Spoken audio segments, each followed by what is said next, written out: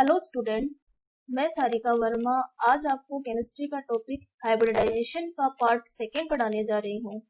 Part first में हमने polling की कंसेप्ट को पढ़ा था और हाइब्रिडाइजेशन के नियमों को समझा था। इस वीडियो में हम हाइब्रिडाइजेशन को कैसे फाइंड आउट किया जाता है ये समझेंगे। हाइब्रिडाइजेशन किस तरीके से निकाला जाता है, इसके लिए हम अलग अलग एग्जांपल्स लेंगे और उसके थ्रू समझेंगे। ठीक है, तो first of all types of hybridization. Types of hybridization का मतलब है कि sp हाइब्रिडाइजेशन होगा, sp2 हाइब्रिडाइजेशन होगा, sp3 हाइब्रिडाइजेशन होगा या sp3 डी हाइब्रिडाइजेशन होगा या sp3d2 हाइब्रिडाइजेशन होगा या sp3d3 हाइब्रिडाइजेशन होगा। ठीक है, किस प्रकार का हाइब्रिडाइजेशन केंद्रीय परमाणु पर पाया जाएगा, इस वीडियो में हम इसी चीज को फाइंड आउट करेंगे। जैसे CH4 में कार्बन पर आपको हाइब्रिडाइजेशन बताना पड़ेगा, NH3 में नाइट्रोजन पर, SF4 में सल्फर पर। ठीक है, इसी तरीके से सारे एग्जाम्पल को एक एक करके आपको क्लियर करेंगे। ठीक है, तो किस प्रकार का हाइब्रिडाइजेशन सेंट्रल एटम पर पाया जाएगा, इसको फाइंड आउट करने के लिए सिर्फ आपको ये चीज ध्यान में रखनी है कि नंबर ऑफ सिग्मा बॉन्ड कितने हैं। नंबर ऑफ सिग्मा बॉन्ड, ठीक है, नंबर ऑफ सिग्मा बॉन्ड यदि 2 है तो हाइब्रिडाइजेशन कौन सा होगा, sp। Number of sigma bond 3 है तो हाइब्रिडाइजेशन कौन सा होगा, sp2। Number of sigma bond 4 है तो हाइब्रिडाइजेशन कौन सा होगा, sp3। Number of sigma bond 5 है तो हाइब्रिडाइजेशन कौन सा होगा, sp3d। अगर सिग्मा बॉन्ड 6 है तो हाइब्रिडाइजेशन कौन सा होगा, sp3d2।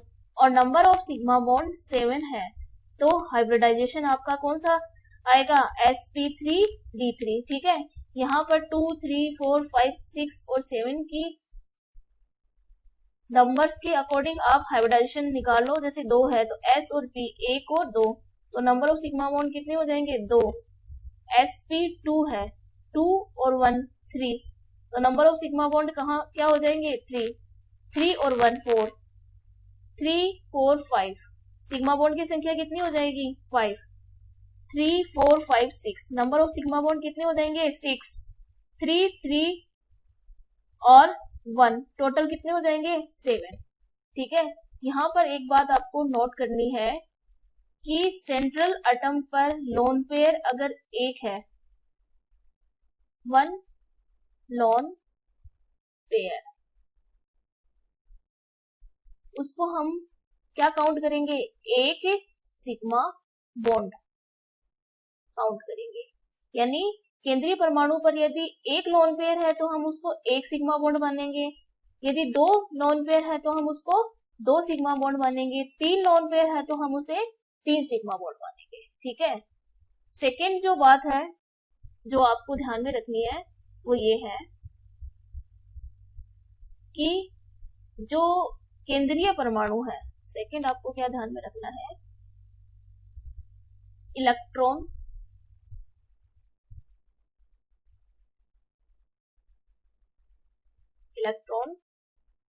In valence shell, electron in valence shell. ठीक है, जो केंद्रीय परमाणु है, जो सेंट्रल एटम है, उसके वैलेंस शेल में कितने इलेक्ट्रॉन है। ठीक है, यहां पर देखो, जैसे मान लो बेरिलियम यहाँ आ गया, बोरोन यहाँ आ गया, carbon, nitrogen, oxygen, fluorine, neo.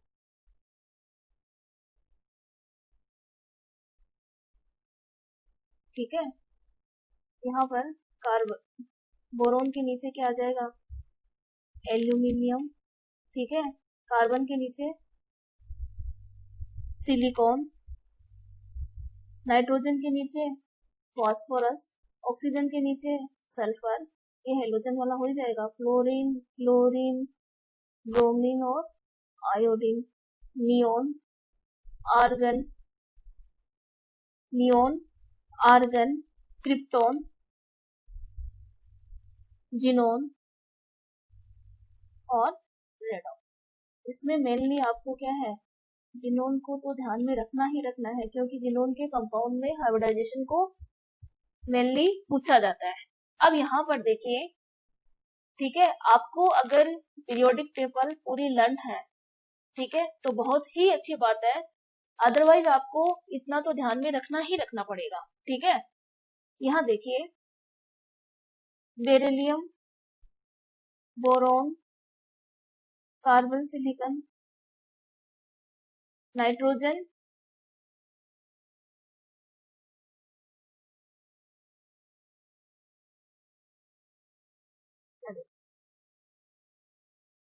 ठीक है, oxygen, sulphur, fluorine, chlorine, bromine और आयोडीन, ठीक है।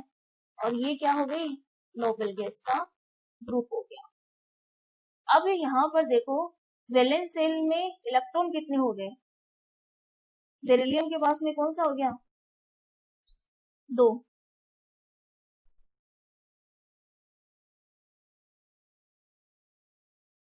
बोरोन के पास में 3, कार्बन के पास में 4, नाइट्रोजन के पास में 5, ऑक्सीजन के पास में 6, हेलोजन्स कितने रखेंगे, 7, और ये जो नोबेल गैस है वो कितनी रखेगी, 8, ठीक है। ये चीज आपको ध्यान में रखनी है।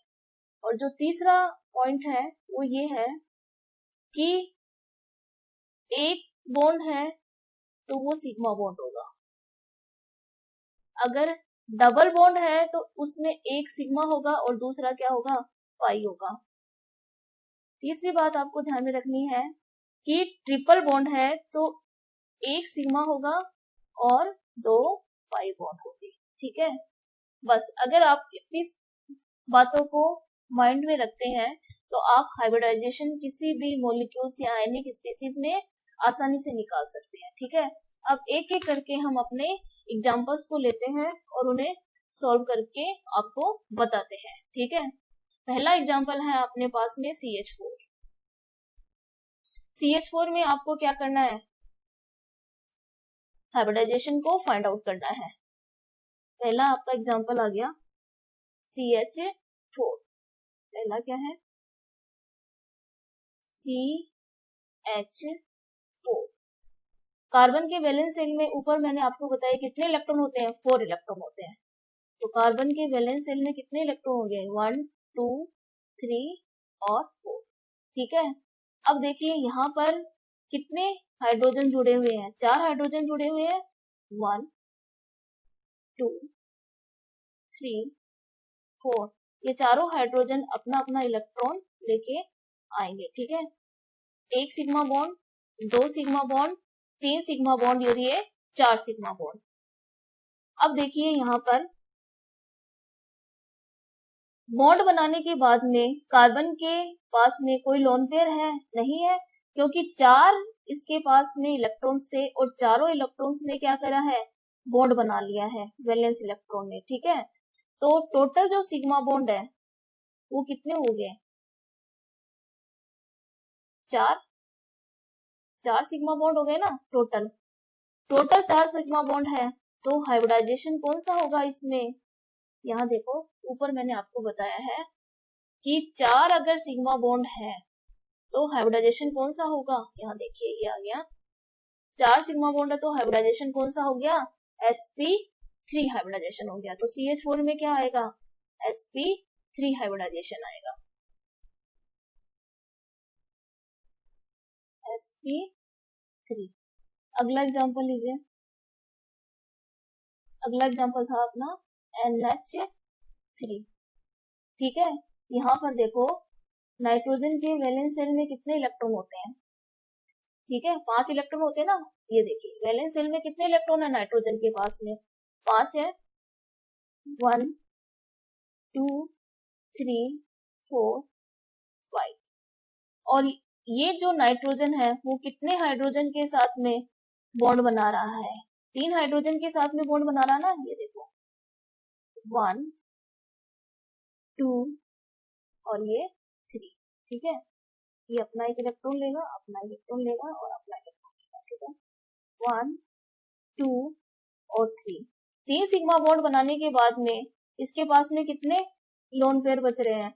एक लोन पेयर बच रहा है। ठीक है, तो यहां पर देखो 1 2 3 सिग्मा बॉन्ड, और एक लोन पेयर को आपको क्या मानना है? एक सिग्मा बॉन्ड मानना है। तो टोटल जो सिग्मा बॉन्ड हो गए वो कितने हो गए? 1 2 3 और 4 सिग्मा बॉन्ड। 4 सिग्मा बॉन्ड होने से हाइब्रिडाइजेशन हो कौन सा जाता है? कौन सा हाइब्रिडाइजेशन होगा इसमें होगा sp3। जैसा कि अभी आपने देखा है कि 4 सिग्मा बॉन्ड है तो हाइब्रिडाइजेशन कौन सा होगा? sp3। ठीक है, आगे का एग्जांपल लीजिए। क्या एग्जांपल है अपना? BeCl2। ठीक है, अगला एग्जांपल है BeCl2। अब यहां देखिए बेरिलियम के पास में अपने वैलेंस शेल में कितने इलेक्ट्रॉन होते हैं? 2 इलेक्ट्रॉन होते हैं। ठीक है, अब ये कितने क्लोरीन परमाणु के साथ बॉन्ड बना रहा है? 2 क्लोरीन परमाणु के साथ में बॉन्ड बना रहा है। ये दोनों क्लोरीन परमाणु अपना अपना इलेक्ट्रॉन लेके आएंगे। ठीक है, यहाँ देखिए एक ये और ये सिग्मा बॉन्ड। 2 बॉन्ड बनाने के बाद में बेरिलियम के पास में किसी तरह का कोई लोन पेयर नहीं बच रहा है, यानी टोटल जो सिग्मा बॉन्ड होंगे वो कितने हो जाएंगे? 2। तो 2 सिग्मा बॉन्ड है, हाइब्रिडाइजेशन कौन सा हो जाएगा? sp हाइब्रिडाइजेशन हो जाएगा। ठीक है, अगला एग्जांपल दीजिए।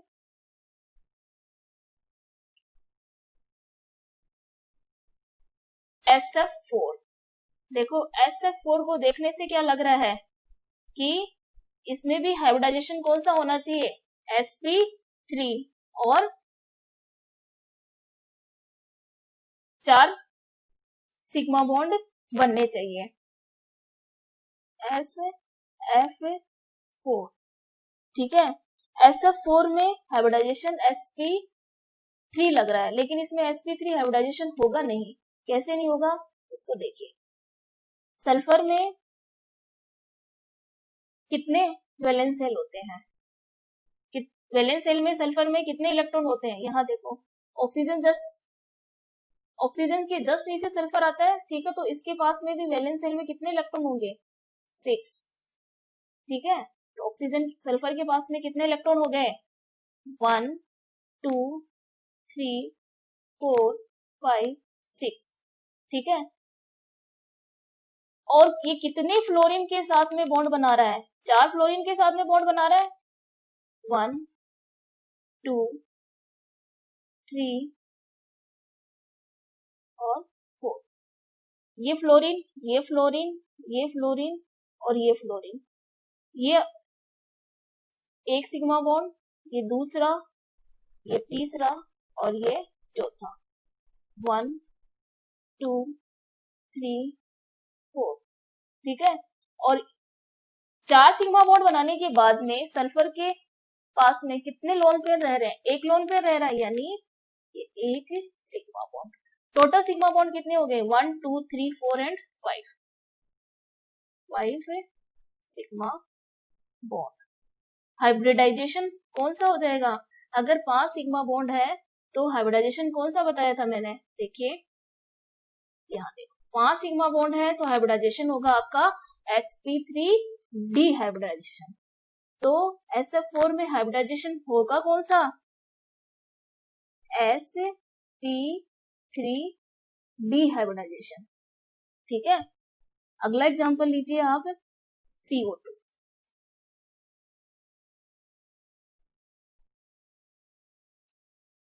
CO2।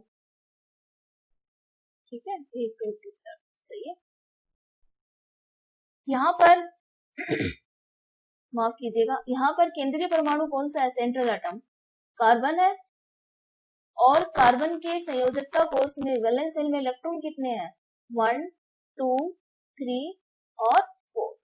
ठीक है, यहाँ एक चीज आपको ध्यान में रखनी है कि हाइड्रोजन्स है, हेलोजन्स है, वो क्या होते हैं? मोनोवेलेंट, एक संयोजी होते हैं। ठीक है, लेकिन ऑक्सीजन क्या है? बाइवेलेंट, द्विसंयोजी होता है, यानी ये डबल बॉन्ड बनाता है। तो जब भी सेंट्रल एटम से आप ऑक्सीजन को अटैच करेंगे तो डबल बॉन्ड के द्वारा ही अटैच करेंगे। ठीक है, तो 2 ऑक्सीजन यहाँ पर अटैच हो रही है,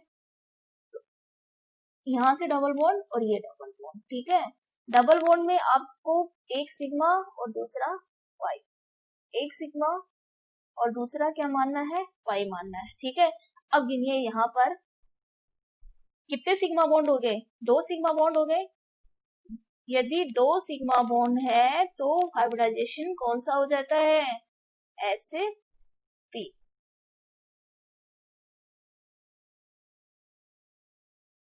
sp हाइब्रिडाइजेशन हो जाता है। ठीक है, अगला एग्जांपल देखिए क्या है।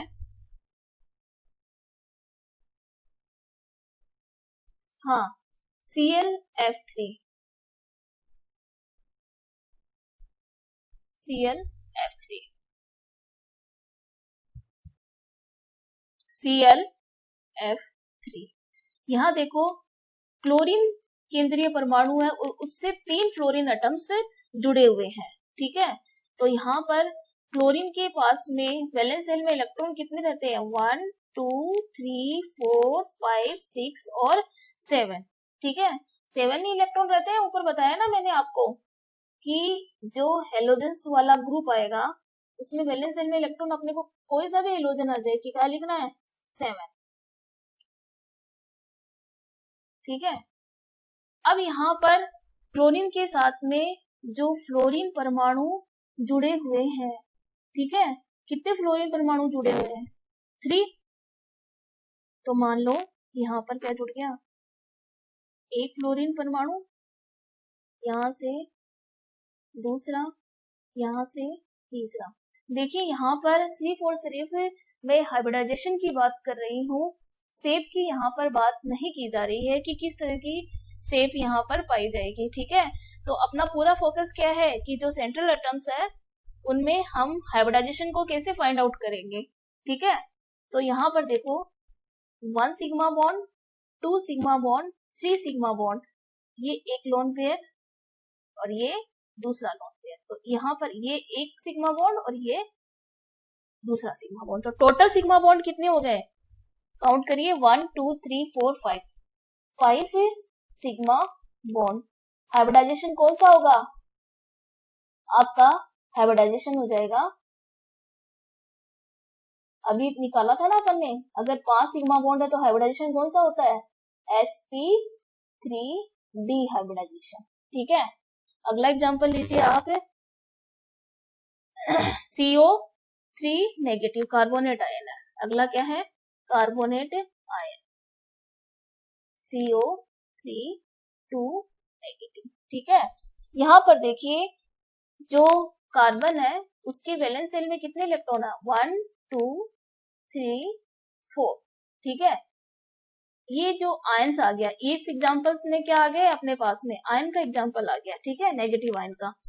यहाँ पर वैलेंस शेल में कार्बन के पास में 4 अनपेयर इलेक्ट्रॉन है, लेकिन यहाँ पर 2 इलेक्ट्रॉन जो है वो हम एक्स्ट्रा जोड़ेंगे क्योंकि 2 नेगेटिव आ रहा है ना, तो यहाँ पर 2 इलेक्ट्रॉन आपको ऐड कर देने हैं। ठीक है, अब इसके वैलेंस शेल में हम इलेक्ट्रॉन मानकर क्या चलेंगे कि 1 2 3 4 5 6 इलेक्ट्रॉन है। यहाँ पर कितने ऑक्सीजन जुड़े हुए हैं? 3 ऑक्सीजन जुड़े हुए हैं, 1 2 3। ठीक है, मैंने आपको बताया है कि जब भी ऑक्सीजन आए आपको किससे जोड़ना है? डबल बॉन्ड से। ऑक्सीजन को डबल बॉन्ड से जोड़ेंगे। ठीक है, अब देखो कितने सिग्मा बॉन्ड हो गए? 1 2 3। 3 सिग्मा बॉन्ड हो गए ना, 3 सिग्मा बॉन्ड है तो हाइब्रिडाइजेशन बन के क्या आता है, sp2 हाइब्रिडाइजेशन आता है। ठीक है, 3 सिग्मा बॉन्ड है तो हाइब्रिडाइजेशन कौन सा होगा, sp2 हाइब्रिडाइजेशन होगा। ठीक है, अब देखो यहां पर एक बात है जो आपको ध्यान में रखनी है कि इस तरीके से अगर मैं स्ट्रक्चर को लिखूं तो यहाँ पर ये जो सेंटर एटम कार्बन है कितने इलेक्ट्रॉन हो जाएंगे, 1 2 3 4 5 6 7 8 9 10। ठीक है, 10 से भी ज्यादा हो रहे हैं। तो ये क्या है, ऑक्टेट रूल का पालन नहीं कर रहा है ना, तो इसकी स्ट्रक्चर होती कैसे है, जैसे कार्बन है, कार्बन के पास 3 ऑक्सीजन जुड़े हुए हैं। कितने ऑक्सीजन जुड़े हुए हैं, कार्बन। इस मोलिकुलर जो ये जो आयनिक स्पीसीज दी हुई है ना CO3 2 नेगेटिव, उसके अकॉर्डिंग हम स्ट्रक्चर को लिख रहे हैं। 3 ऑक्सीजन जुड़ी हुई है, उसमें से 2 पे आपको क्या लगाना है, नेगेटिव लगाना है, और एक जो ऑक्सीजन है उसको आप डबल बॉन्ड के साथ जोड़ दो। ठीक है, इस तरीके से आएगा। अगर आप इलेक्ट्रॉन को देखना चाहिए तो देख लीजिए, यहां पर देखो 1 2 3 4 1 2 3 4 5 6 7 8। ठीक है, यहाँ पर 1 2 3 4 5 6 और ये 7। ठीक है, नेगेटिव है तो 7 हो जाएंगे, और दूसरा क्या हो जाएगा, इस बॉन्ड वाला इलेक्ट्रॉन 1 2 3 4 5 6 7 और 8। 1 2 3 4 ज्यादा हो गया क्या, 1 2 3 4 5 6 एक ज्यादा हो गया।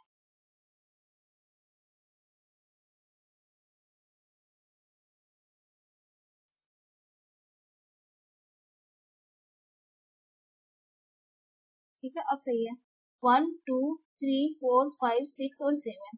ठीक है, और ये दूसरा 8।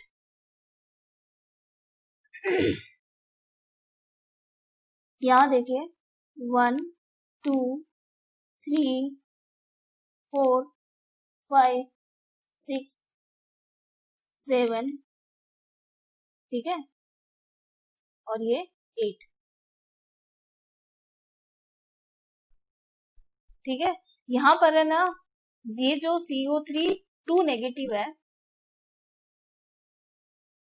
इसकी क्या पाई जाएगी, रिजोनेटिंग स्ट्रक्चर पाई जाएगी।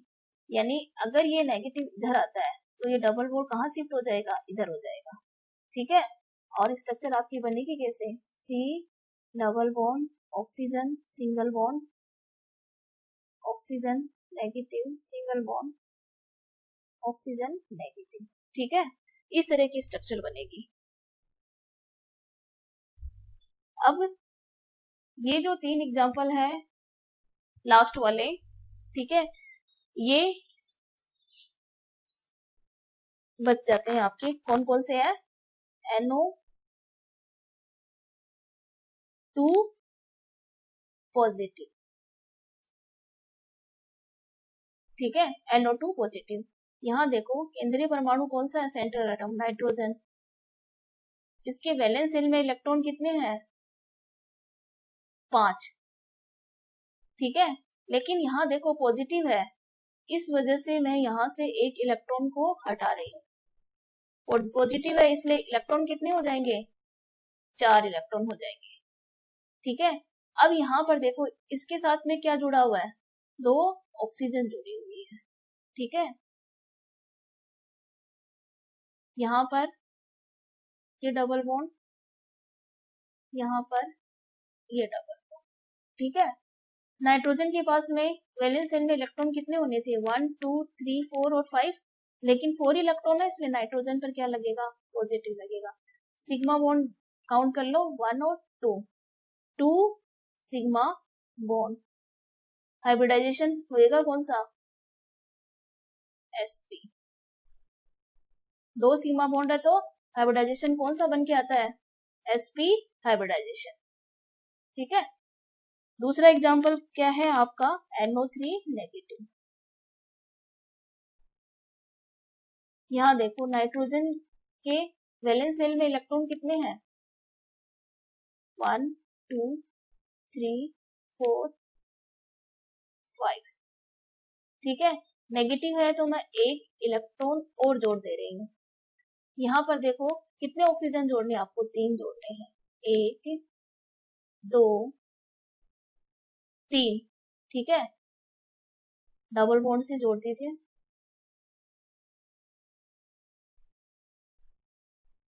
ठीक है, अब यहाँ काउंट करो, 1 सिग्मा बॉन्ड, 2 सिग्मा बॉन्ड और 3 सिग्मा बॉन्ड। सिग्मा बॉन्ड कितने हैं? 3 सिग्मा बॉन्ड है ना। 3 सिग्मा बॉन्ड होने से हाइब्रिडाइजेशन कौन सा हो जाता है? कौन सा हाइब्रिडाइजेशन हो जाता है? 1 2 3 sp2। ठीक है, अब यहाँ फिर देखिए कि नाइट्रोजन की स्ट्रक्चर को हम इस तरीके से नहीं लिख सकते। ठीक है, नाइट्रोजन की स्ट्रक्चर को लिखा कैसे जाता है? जैसे नाइट्रोजन है, इसके साथ आपको क्या जोड़ना है? 3 ऑक्सीजन जोड़ने हैं। एक पे क्या लगाना है? नेगेटिव, और 2 ऑक्सीजन, 2 बॉन्ड से ये ऑक्सीजन जुड़ जाएगा। अब यहाँ पर देखो, मैं अगर डबल बॉन्ड लगा दूं यहाँ पे तो कितने इलेक्ट्रॉन हो जाएंगे? 1 2 3 4 5 6 7 8। यही अगर 7 8 यही हो रहा है ना, इस तरीके के स्ट्रक्चर बना रहे हैं, तब तो ये क्या है? ऑक्टेट रूल का पालन कर रहा है नाइट्रोजन। अगर मैं एक डबल बॉन्ड लगा दूं तो यहाँ पर अष्टक नियम फॉलो नहीं होएगा। इस वजह से यहाँ पर क्या बनता है? कोऑर्डिनेशन बॉन्ड बनता है कि दोनों इलेक्ट्रॉन किसके द्वारा दिए गए हैं? यहाँ पर नाइट्रोजन के द्वारा दिए गए हैं। ठीक है, लेकिन अगर डायरेक्ट हम निकाल रहे हैं ना, तो हम इस तरीके से निकालोगे तो बिल्कुल सही निकलेगा, गलत नहीं निकलेगा। यहाँ पर देखो 3 सिग्मा बॉन्ड है, 1 2 3, 3 सिग्मा बॉन्ड है तो हाइब्रिडाइजेशन कौन सा हो गया? sp2 हो गया। ठीक है, लास्ट अपना एग्जांपल है इस वीडियो का NH4 पॉजिटिव। ठीक है, यहाँ पर देखो केंद्रीय परमाणु कौन सा है? नाइट्रोजन है। नाइट्रोजन के वैलेंस शेल में इलेक्ट्रॉन्स कितने आ गए? 5।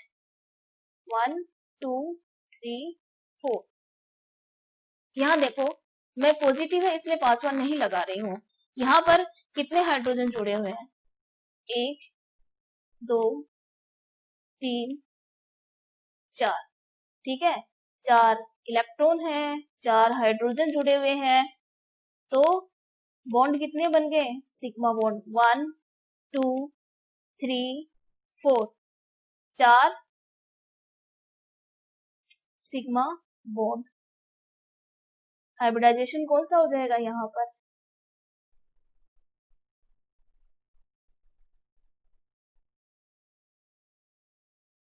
बताओ, 4 सिग्मा बॉन्ड है तो हाइब्रिडाइजेशन हो जाएगा sp3।